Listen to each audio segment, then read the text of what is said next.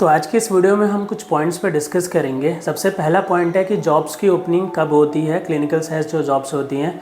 Second point है कि हमें कब अप्लाई करने चाहिए जॉब्स के लिए। थर्ड पॉइंट है कि मतलब आपको कभी बार ऐसा लगता होगा that I am not getting interviews but other people are getting और सम कलीग्स आर गेटिंग। तो वो कैसे होता है कि आपको इंटरव्यू नहीं मिल रहा बट आपके कलीग्स को मिल रहा है और दोनों ही सेम अटेम्प्ट से ट्राई कर रहे हैं फिर भी।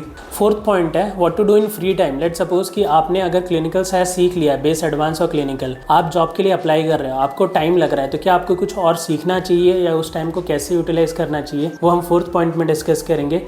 फिफ्थ पॉइंट है लिंक्डइन प्रोफाइल। लिंक्डइन प्रोफाइल का कितना वैल्यू होता है आपको इंटरव्यू मिलने में या आपको अच्छे रिस्पॉन्स आने में। Sixth point rejection and demotivation, कि जब आपको रिजेक्शंस मिलते हैं या डीमोटिवेशन होता है ड्यूरिंग दिस जर्नी, तो उस टाइम पे क्या करना चाहिए। तो सबसे पहले डिस्कस कर लेते हैं जॉब ओपनिंग के बारे में कि जॉब ओपनिंग कब होती है।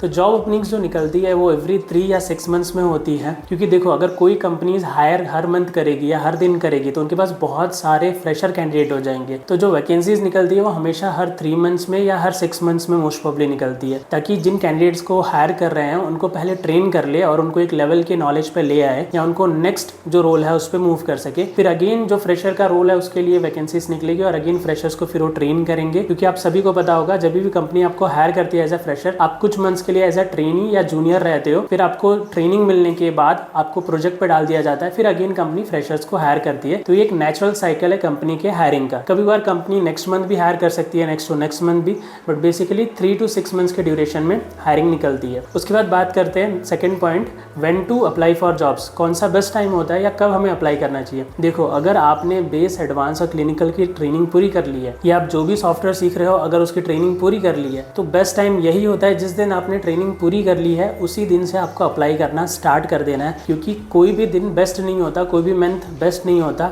आपको डेली अप्लाई करना चाहिए और एक्टिवली अप्लाई करना चाहिए। आपको पता नहीं चलेगा कि कौन से दिन मुझे इंटरव्यू मिलेगा और कब मुझे इंटरव्यू मिल सकता है या कब मैं इंटरव्यू क्रैक कर दूं। बट अगर आप वेट कर रहे होगे मैं अब अप्लाई करना शुरू करूंगा, तो वो कोई एंड नहीं होगा। ठीक है, आपको एक्टिवली और डेली अप्लाई करना है जिस दिन आपकी ट्रेनिंग पूरी हो जाए। अब तीसरे पॉइंट के ऊपर डिस्कस कर लेते हैं कि कभी कभार ऐसा होता है कि मुझे इंटरव्यूज नहीं मिल रहे, मेरे कलीग को मिल रहा है या मेरे किसी फ्रेंड को इंटरव्यू मिल रहा है और लिंक्डइन पे मैं लोगों को देख भी रहा हूँ कि वो ज्वाइन कर रहे हैं कंपनीज। तो ये कैसे पॉसिबल हो पा रहा है, मुझे इंटरव्यू नहीं मिल रहा है और कोई ज्वाइन भी कर रहा है और वो इंटरव्यू क्रैक भी कर ले रहा है और उसे इंटरव्यू भी मिल रहा है। लेट सपोज कि 1000 लोग हैं मार्केट में, तो 1000 लोग अगर मार्केट में हैं जॉब के लिए अप्लाई कर रहे हैं, तो जब भी समझो कि अभी बीच में IQVIA में इंटरव्यू निकला था, ये अगस्त जो लास्ट मंथ गया, IQVIA, सीनोस, GSK एंड न्यूपिक एंड कुछ और भी छोटी कंपनीज हैं जिनके मुझे नाम नहीं याद है, इन कंपनीज में इंटरव्यू निकले थे अगस्त में। तो लेट सपोज हम IQVIA का एग्जांपल लेते हैं। IQVIA में लेट सपोज की हायरिंग निकली, वैकेंसीज निकली, तो वैकेंसी यानी 10 या 15 लोगों की वैकेंसी है।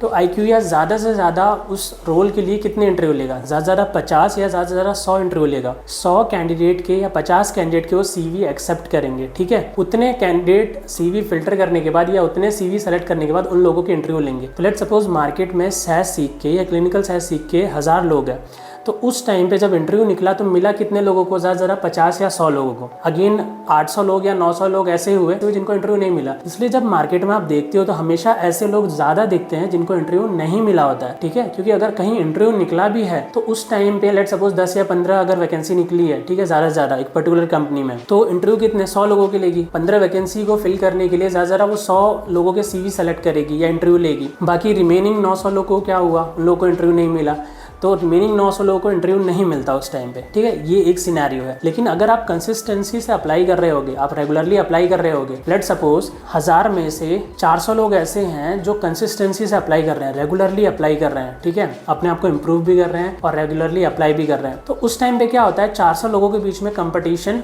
टॉप 30% में आ जाता है। वो कैसे, लेट सपोज कि मैं हूँ और आप हो, तो दोनों ही एक्टिवली अप्लाई कर रहे हैं जॉब के लिए। कैसे अप्लाई कर रहे हैं, लिंक्डइन पे लोगों को अप्रोच कर रहे हैं या पोर्टल्स पे, ऐसे बहुत सारे तरीके से। सबसे ज़्यादा बेस्ट अप्रोच होता है लिंक्डइन पे लोगों को कनेक्ट करना और अप्रोच करना, उनको ये बताना कि मैंने ट्रेनिंग पूरी कर ली और मैं जॉब ढूंढ रहा हूँ, so if you know any vacancies और या आपको कुछ पता चलता है वैकेंसी के बारे में तो आप मुझे ज़रूर बताओ। तो ऐसे आप जब करते हो एक्टिवली, 400 लोगों में कंपटीशन रहता है, तो कभी कभार क्या होता है कि लेट सपोज वैकेंसी निकली, मैंने किसी को कनेक्ट किया और उस बंदे ने क्या हुआ कि मैंने जिसको कनेक्ट किया था, मैंने जिनसे पूछा था कि अगर वैकेंसी हो तो बताना, ये मेरा CV है, प्लीज़ मुझे इन्फॉर्म करना अगर आपको वैकेंसी के बारे में पता चला।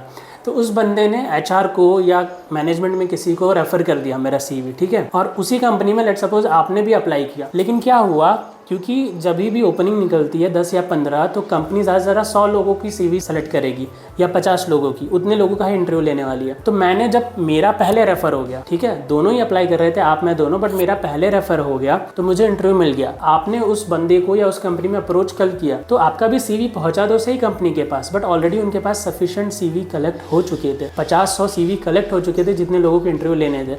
अब वो CV एक्सेप्ट नहीं करेंगे। तो कभी कभार ऐसा भी होता है कि मैं भी रेगुलरली अप्लाई कर रहा हूँ, मैं भी उतनी मेहनत कर रहा हूँ, आप भी उतनी ही मेहनत कर रहे हो, बट मुझे इंटरव्यू मिल गया या आपको नहीं मिला। कभी कभार ऐसे ही वाइस वर्सा होगा कि आप भी उतनी मेहनत कर रहे हो, मैं भी कर रहा हूँ, आपको इंटरव्यू मिल गया, मुझे नहीं मिला। क्योंकि ये रेशियो का गेम है, क्योंकि कभी भी इंटरव्यूज़ निकलते हैं तो उस टाइम पे 50 या 100 लोगों का ही इंटरव्यू होगा, 1000 के 1000 लोगों का, जितने लोग मार्केट में वो स्किल सीख के बैठे सबका नहीं होगा। लेकिन अगर आप कंसिस्टेंट रहते हो तो आपको पहली बार में नहीं, दूसरी बार में नहीं, तीसरी बार में मौका ज़रूर मिलता है। लेकिन 1000 में से जो 600 लोग ऐसे हैं जो कि कंसिस्टेंट नहीं हैं, जो कि कभी कभी अप्लाई कर रहे हैं, कभी कभी अप्रोच कर रहे हैं, एक्टिव नहीं है, तो उनके केस में क्या होगा, उनके लिए वो चांसेस ही लेस हो जाएंगे। वो कंपटीशन से ऑलरेडी बाहर होंगे अगर आप एक्टिव नहीं हो तो। कंपटीशन में वही है जो सीखने के बाद भी एक्टिव है, एक्टिवली अप्लाई कर रहे हैं, ये बिना सोचे कि मुझे इंटरव्यू मिलेगा कि नहीं और मैं क्रैक करूंगा कि नहीं।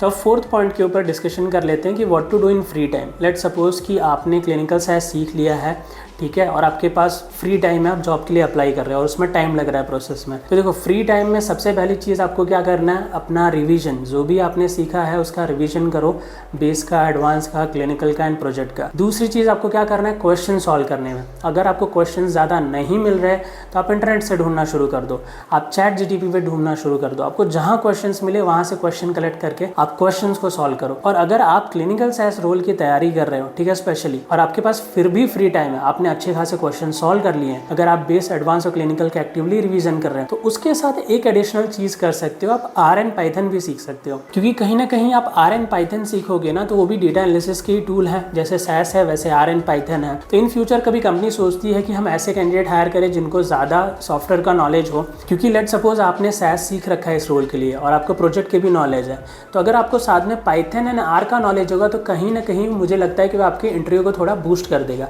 अब जब आप RN पाइथन सीखते हो तो इसको अगेन कहीं पे करके मत सीखो, इंटरनेट स्पेस से इसका बेसिक नॉलेज एक्वायर कर लो, क्योंकि RN पाइथन के भी काफ़ी फ्री रिसोर्सेस हैं इंटरनेट पे, आप उसकी बेसिक नॉलेज एक्वायर कर लो, वो इनफ होगा। क्योंकि SAS आपने अगर कहीं से सीखा होगा ना, तो जब भी आप एक सॉफ्टवेयर अच्छे से सीखते हो, लेट सपोज मैं ही मेरे स्टूडेंट को अगर SAS पढ़ा रहा हूँ, उसमें प्रोजेक्ट सब कुछ करा रहा हूँ, तो उसका जो प्रोग्रामिंग लॉजिक होता है वो 0 से लेके 60% या 70% तक बिल्ड हो जाता है। तो उसके बाद उसे कोई और सॉफ्टवेयर सीखना है ना, तो वो ईजिली उसका फंडामेंटल तो ईजिली एक्वायर कर सकता है। तो आप RN पाइथन का फंडामेंटल एक्वायर कर लोगे साथ में फ्री टाइम में, तो आपके कहीं ना कहीं इंटरव्यू को, आपके कॉन्फिडेंस को बूस्ट करेगा।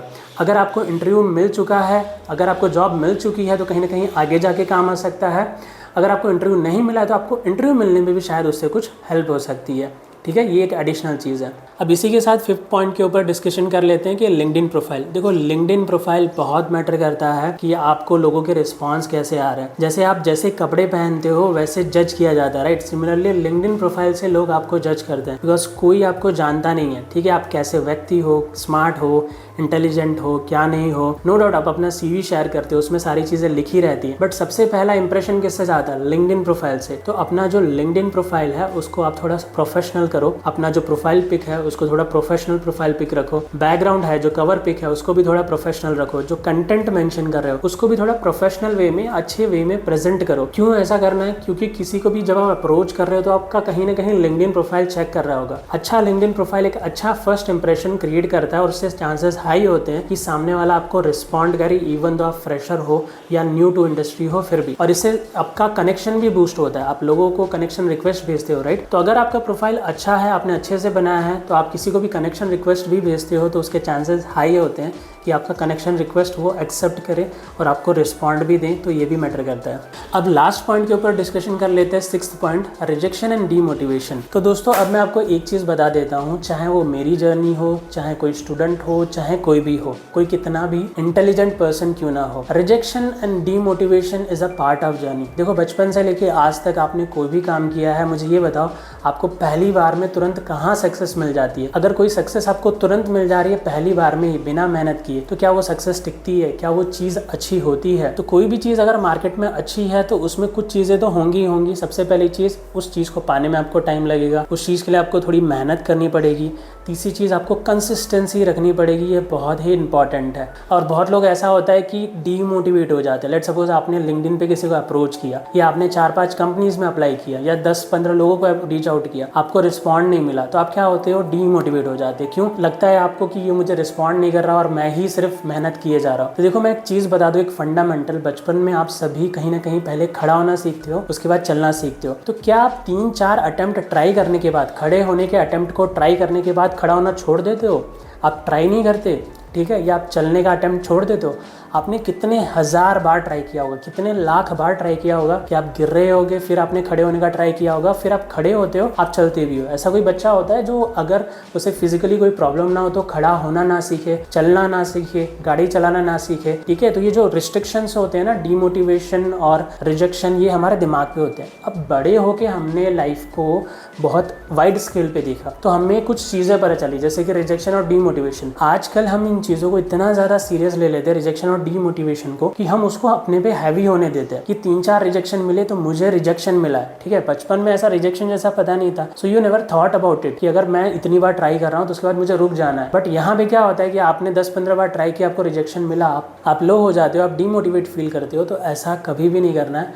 Rejection and motivation and demotivation, this all are the part of your life. ये सारी चीज़ें, कोई भी अच्छी चीज़ करने जाओगे, आज नहीं, कल नहीं, परसों नहीं, कभी भी उसमें आपको रिजेक्शन मिलेगा, उसमें आपको डीमोटिवेशन मिलेगा। ये आपका पहला पार्ट है। और मुझे एक चीज़ बताओ, एक अच्छा करियर आप सभी बनाने जा रहे हो, तो एक अच्छा करियर बनने से पहले, ठीक है, जॉब मिलने से पहले आपको ज़्यादा मेहनत लगेगी या स्ट्रगल का सामना करना पड़ेगा, या जॉब मिलने के बाद? बनने से पहले ही आपको ज़्यादा स्ट्रगल या रिजेक्शन मिलता है या आपको डीमोटिवेशन होता है। तो यही तो आपका टाइम है रिजेक्शन को फेस करने का, अपने आप को मोटिवेट करने का, वापस स्टैंड होने का और वापस कंटिन्यू करने का अपने जर्नी का।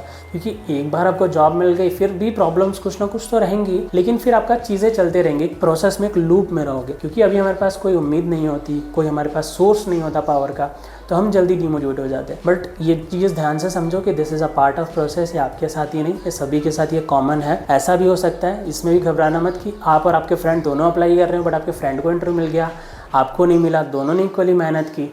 तो शायद एक बार ऐसा होगा, 2 बार ऐसा होगा, बट तीसरी बार में आपको ही मिलेगा। क्योंकि मैंने बताया ना, कभी कभार आप अप्लाई कर रहे हो, बट क्या हुआ, आपका इंटरव्यू पहले पहुंच गया, आपका इंटरव्यू पहले पहुंच गया एचआर के पास या सीनियर के पास जो इंटरव्यू लेने वाले हैं, तो आपका इंटरव्यू अरेंज हो गया। आपका सीवी जो है पहले 50 लोगों में या पहले 100 लोगों में पहुंच गया। अब उससे ज़्यादा वो सीवी एक्सेप्ट नहीं कर रहे, ठीक है? और आप कोई और अगर अप्लाई कर रहा है, मैं ही अगर अप्लाई कर रहा हूँ अगर कल परसों या थोड़े टाइम बाद, तो सीवी उसमें एक्सेप्ट नहीं करेंगे। पहले 50 या 100 लोगों का ही इंटरव्यू होगा। तो पहले 50 या 100 लोगों में कैसे पहुँचे, कैसे वो पोजीशन को होल्ड करें? कंसिस्टेंसी, रोज़ करो। आपको नहीं पता कि कब इंटरव्यू निकलने वाली है, कौन लेने वाला है, कैसे होने वाला है, लेकिन अगर आप रोज़ अप्लाई कर रहे हो, आज नहीं, कल नहीं, परसों आपको इंटरव्यू ज़रूर मिलेंगे। और at the end of the day again आपको खाली नहीं बैठना है, ठीक है? अगर आपको लग रहा है कि इतना टाइम मैं बेयर नहीं कर सकता, तो आप कुछ ना कुछ स्टार्ट कर दो साथ में, ठीक है? कोई भी जॉब स्टार्ट करो, क्योंकि ये जर्नी तो आपकी कंटिन्यू रहेगी ही, और अच्छी चीज़ों को टाइम लगता है फॉर श्योर। तो आज की वीडियो में बस इतना ही दोस्तों। और भी आपको कोई डाउट हो और मुझसे कुछ काउंसलिंग के थ्रू आपको बात करनी हो, तो आपको इस वीडियो के डिस्क्रिप्शन में और चैनल के अबाउट सेक्शन में आपको 1-to-1 काउंसलिंग का लिंक मिल जाएगा। वहाँ पे क्लिक करके आप मुझे कनेक्ट कर सकते हो, हम एक मीटिंग में शेड्यूल कर सकते हैं और हम डिस्कशन कर सकते हैं जो भी आपका प्रॉब्लम हो गया, जो भी आपकी चीज़ें होंगी। सो मिलते हैं अगली वीडियो में, तब तक के लिए बाय बाय दोस्तों।